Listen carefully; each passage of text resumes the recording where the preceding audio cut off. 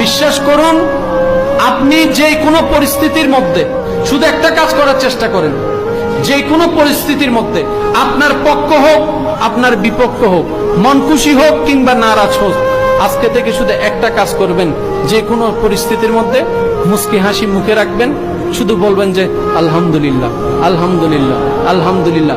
আপনি শুধু আলহামদুলিল্লাহ বলতে থাকার একটা অভ্যাস করে ফেলেন, আপনার মনটা এমনি শান্ত। কিছু সম্পর্ক আছে যেগুলো আল্লাহ নিজের হাতে নষ্ট করে দেয়, যাতে বান্দার জীবন নষ্ট না হয়। কারণ আল্লাহ হলো উত্তম পরিকল্পনাকারী। সূরা আনফালের 30 নম্বর আয়াতের মধ্যে আল্লাহ পাক বলেন, আমি হলাম উত্তম পরিকল্পনাকারী। আমি আল্লাহ জানি বান্দার জীবনের জন্য কোনটা ভালো কোনটা মন্দ। আমি আল্লাহর উপরে ভরসা রাখো, আমি আল্লাহ তোমার জন্য এমন কিছু রেখেছি, ওয়ালা সাউফা ইউতিকা রাব্বুকা ফাতারদা, যেটা দেখেই তুমি সন্তুষ্ট হয়ে যাবে।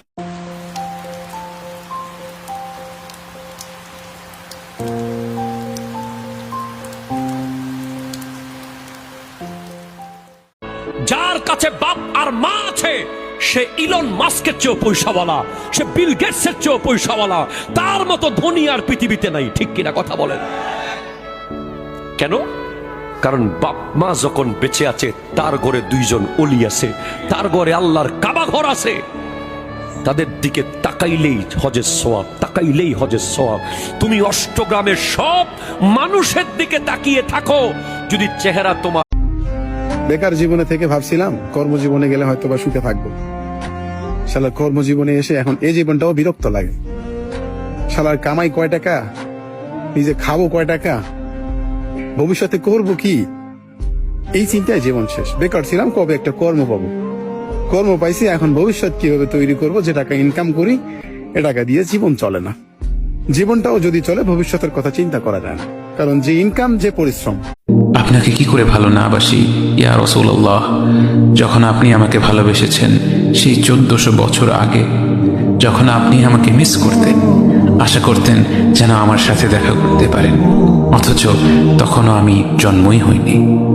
সেদিন সাহাবীরা আপনার চোখে পানি দেখে বলল, ইয়া রাসূলুল্লাহ আপনি কাঁদছেন কেন? আপনি বললেন, আমার ভাইদের খুব দেখতে ইচ্ছে করছে।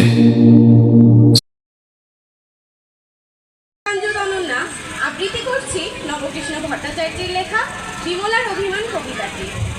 খাবো না তো আমি দাদাকে অতটা ক্ষীর, অতখানা অপনীর, আমার বেলায় বুঝি ক্ষীর মাত্র না আমি। খাবো না তো আমি ফুল আনিবার বেলা, যা বিমলা যা, পূজা করি দাও এনে সোনামণি মা, কাঁদিলে দুরন্ত খোকা রাখা তারে ভার।